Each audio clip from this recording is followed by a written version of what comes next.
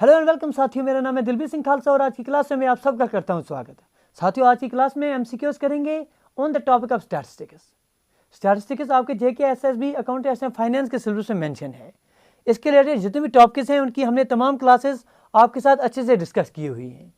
Description box में आपको playlist मिल जाएगी। जेके एसएसबी अकाउंटेंट्स एंड फाइनेंस की स्टैटिस्टिक्स के रिलेटेड हर एक टॉपिक बारीकी से आपके साथ डिस्कस किया हुआ है। तो अब जो है एमसीक्यूज के सेशन हम आपके साथ for the purpose of revision आपके साथ स्टार्ट करे हुए हैं। कुछ क्लासेस एमसीक्यूज हम मैथमेटिक्स के स्टार्ट किए हुए हैं, जनरल साइंस के भी कर रहे हैं, साथ साथ जो है हम जो है आपके साथ स्टैटिस्टिक्स का पोर्शन भी उठाए हैं। तो चलिए स्टार्ट करते हैं। गुजारिश करते हैं, अभी तक आपने चैनल को सब्सक्राइब नहीं किया है तो भाई अभी कर लीजिए।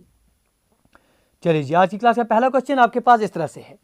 बोला गया है कि dash is defined as either a meaningful answer to a query or a meaningful stimulus that can cascade into further queries.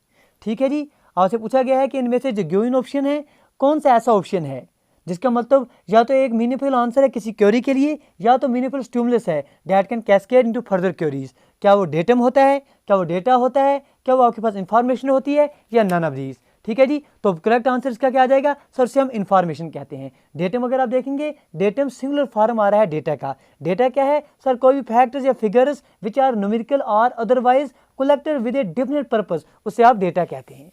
तो डेटा के बाद हमने जो है बात की थी इन्फॉर्मेशन की। वहाँ हमने इन्फॉर्मेशन आपके साथ बताया था कि इन्फॉर्मेशन आप डिफाइन करते हैं, it is either a meaningful answer to a query or a meaningful stimulus that can cascade into further queries.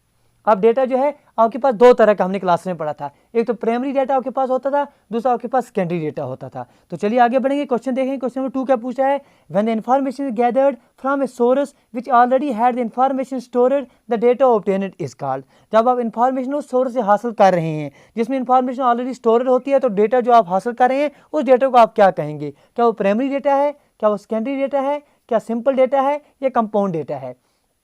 ठीक है जी, तो जनरली डेटा आपके पास दो तरह का आता था। एक को आप प्राइमरी डेटा कहते थे, नंबर सेकंड आपके पास सेकेंडरी डेटा आता था। प्राइमरी डेटा तब होता था जब इंफॉर्मेशन कलेक्ट की जाती थी by the investigator himself or herself with a definite objective in his or her mind. The data obtained in such a way was known as primary data. लेकिन इसके बरकस जब इंफॉर्मेशन हासिल की जाती थी, when information is gathered from a source which already had the information stored, the data obtained was known as, उसको क्या कहते थे आप? उसे हम सेकेंडरी डेटा कहते थे। Side data which has been collected by someone else in another context, उसको हमें कहा था आपके साथ कि इसे हम ग्रेट केयर के साथ जो है इसको लेना चाहिए, इंश्योर करना चाहिए कि जो सोर्स है वो रिलायबल होना चाहिए। तो इस बात पर हमने जोर दिया था आपके सेकेंडरी सोर्स डेटा में। तो करेक्ट आंसर क्या आ जाएगा सर? सेकेंडरी डेटा जो है इसका करेक्ट आंसर आ जाएगा। इसके बाद हमने क्लास में आपके साथ पढ़े थे कि there are very sources of obtaining primary data as well as there are very sources of obtaining secondary data. तो उसके रिलेटेड आगे क्वेश्चन आपके पास आ रहे हैं कि following is a source of primary data in which the researcher gate A direct information from the respondent through dialogues and conversations. ठीक है, नीचे दिए गए कुछ ऑप्शंस हैं। ठीक है जी, ये डेटा हासिल करने के ऑप्शंस हैं। इनमें से आपने बताना है ऐसा कौन सा ऑप्शन ऐसा ठीक बैठ रहा है जो कि एक सोर्स है पहले प्राइमरी डेटा का।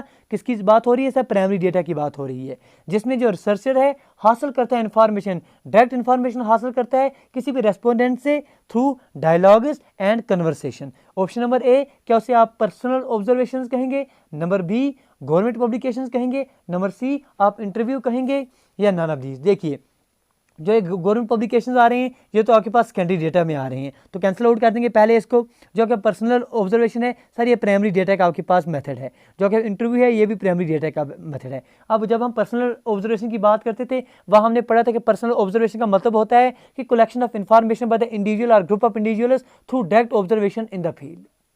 जब फील्ड सर्वे होते थे, इन्फॉर्मेशन हम हासिल करते थे रिलेटिंग द रिलीफ फीचर्स हो गए, ड्रेनेज पैटर्न्स हो गए, टाइप ऑफ सॉइल हो गए, तो वो आपके पर्सनल जो है ऑब्जर्वेशन में आ रही थी। इसके बल्कि नंबर सेकंड मेथड आपने जो हासिल करने का प्राइमरी डेटा हासिल करने का सोर्स था वो था इंटरव्यू। इंटरव्यू हमने पढ़ा था जो रिसर्चर्स है वो डायरेक्ट इन्फॉर्मेशन हासिल करता है from the respondents through dialogue and conversations. तो इसका जो करेक्ट आंसर आ जाएगा sir option number C, that is interview आ जाएगा।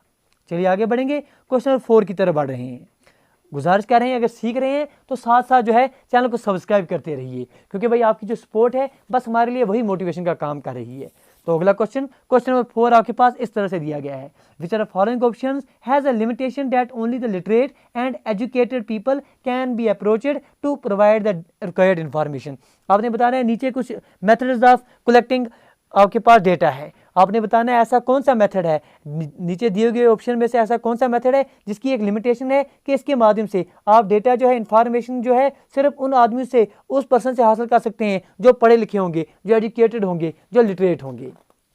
नंबर 1 क्या वो इंटरव्यू है, नंबर बी आपके पास क्वेश्चनरी आ रहे हैं, नंबर सी आपके पास पर्सनल ऑब्जर्वेशन आ रहे हैं, number D none of these. देखिए इंटरव्यू जो है, इंटरव्यू के माध्यम से आप किसी से भी जो है इन्फॉर्मेशन हासिल कर सकते हैं, चाहे फिर वो लिटरेट हो या इलिटरेट हो, एजुकेटेड हो या अनएजुकेटेड हो। तो जो ऑप्शन ए है ये कैंसिल आउट हो गया। पर्सनल ऑब्जर्वेशन आप खुद कर रहे हैं तो ये भी कैंसिल आउट हो गया, बच कर रहा है क्वेश्चनरीज में हमने आपके साथ पढ़ा था कि इस क्वेश्चनरी मेथड जो है ये simple questions and their possible answer जो है इनको लिखा जाता है ऑन ए प्लेन पेपर, और जो रेस्पोंडेंट्स हैं उनको टिक मार्क करना पड़ता है कि जी पॉसिबल आंसर क्या हो सकते हैं। फॉर एग्जाम्पल आपसे पूछा जा सकता है कि आप बताइए कि आपको जो है किसी गवर्नमेंट स्कीम के बारे में इंफॉर्मेशन कैसे मिल रही है। 4 ऑप्शन नीचे दिए होंगे सर, रेडियो के माध्यम से, टेलीविजन के माध्यम से, मास मीडिया, या आपके पास जो आपके पास इंटरनेट है, न्यूज़पेपर है, आपको टिक करना होगा। लेकिन ये ऑप्शन तभी टिक कर पाएंगे अगर आप पढ़े लिखे हैं, अगर आप एजुकेटेड हैं। तो ये जो लिमिटेशन है कि डेटा आप हासिल कर सकते हैं सिर्फ पढ़े लिखे लोगों से,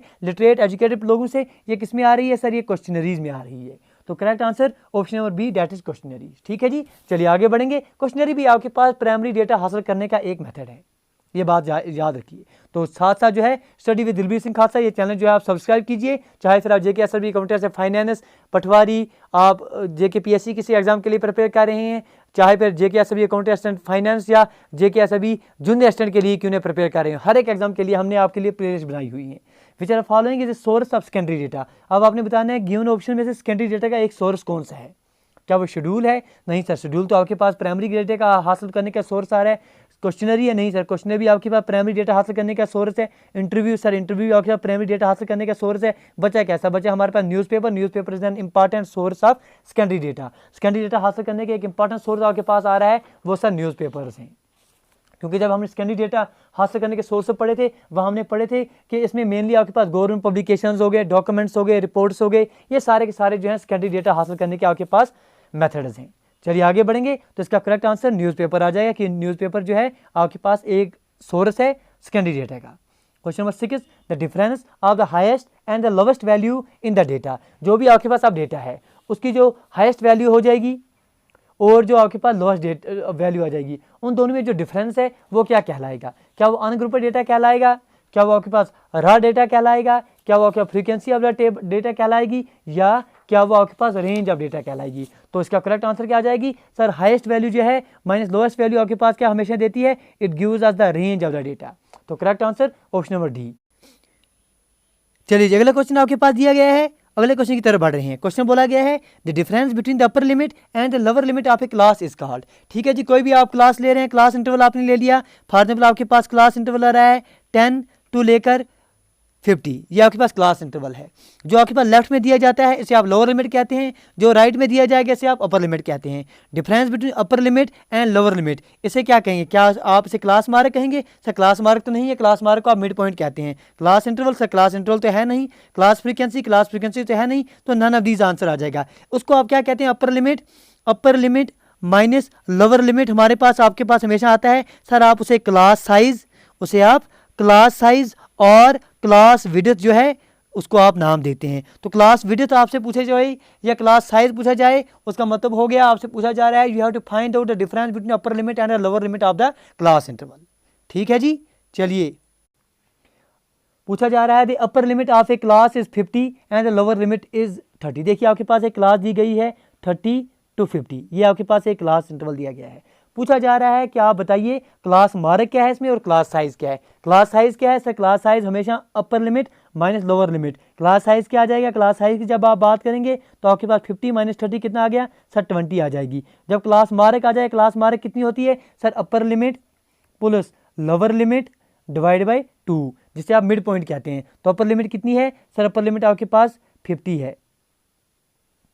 लोअर लिमिट कितनी है सर 30 है, दोनों को ऐड करेंगे डिवाइड बाई 2 करेंगे, 80 डिवाइड बाई 2 सर 40 जो है आपके पास क्लास मार्क आ जाएगा। तो क्लास मार्क कितना है सर, क्लास मार्क आपके पास, क्लास मार्क इसकी वैल्यू आपके पास 40 आ गई, और क्लास साइज इसकी वैल्यू आपके पास 50 माइनस 30 वो 20 आ गई। तो 40 और 20 कौन सा ऑप्शन है, 40 और 20 option number C correct answer आ रहा है। चलिए जी आगे बढ़ेंगे।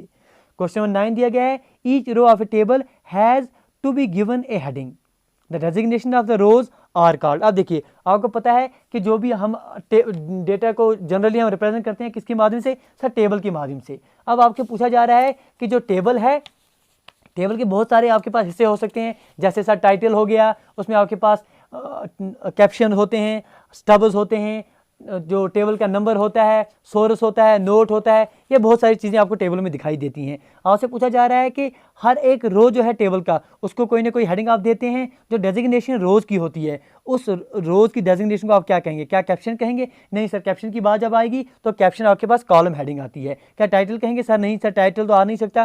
क्या उसे स्टब्स कहेंगे? बिल्कुल sir, stubs are also known as row headings, stubs are also known as row headings. तो हमने आपके साथ क्लास में पढ़ा था कि each row of the table has to be given a heading, हर रो को आपने एक हेडिंग देनी है जो डेजिग्नेशन होगी रोज की, उन्हें आप स्टब्स कहेंगे या स्टब आइटम्स कहेंगे, and A complete left column जो है उसे आप स्टब कॉलम कहते हैं। ये बात हमने आपको क्लास में भी अच्छे से समझाई थी टेबल को दिखाकर, तो ये आप जो है इसका आंसर स्टब्स लगाएंगे।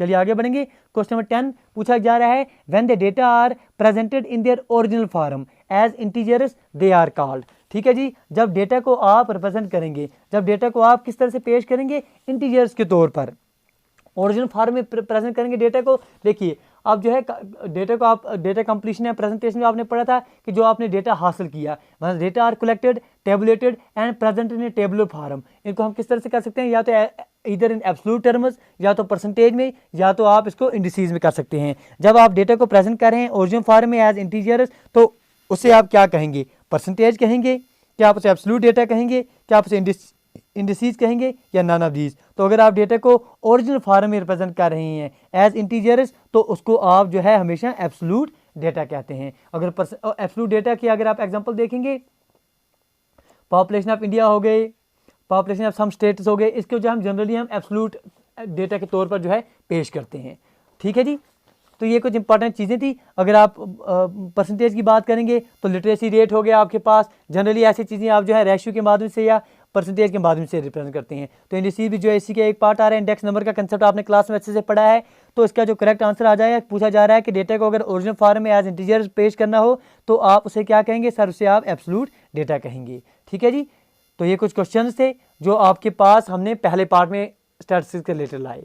उम्मीद करते हैं इन क्वेश्चंस के माध्यम से जो पहले कुछ टॉपिक्स हैं आपके स्टैटिस्टिक्स के वो रिवाइज हो गए होंगे। आने वाले क्लास में हम और एमसीक्यूज आपके साथ डिस्कस करेंगे। गुजारिश कर रहे हैं अगर सीख रहे हैं तो प्लीज़ लाइक, शेयर और सब्सक्राइब कीजिए। वीडियो देखने के लिए आपका बहुत बहुत धन्यवाद। Thank you, thanks a lot for watching.